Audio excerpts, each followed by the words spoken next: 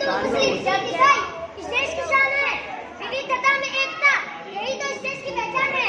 दोस्तों जरा सोचिए तो सही, हमारे देश के वीर गांधी जी, जवाहरलाल नेहरू, अशफाक उल्ला खान, मौलाना अबुल कलाम आजाद, सुभाष चंद्र बोस वगैरह ने मिलकर हमें अंग्रेजों से आजादी दिलाई।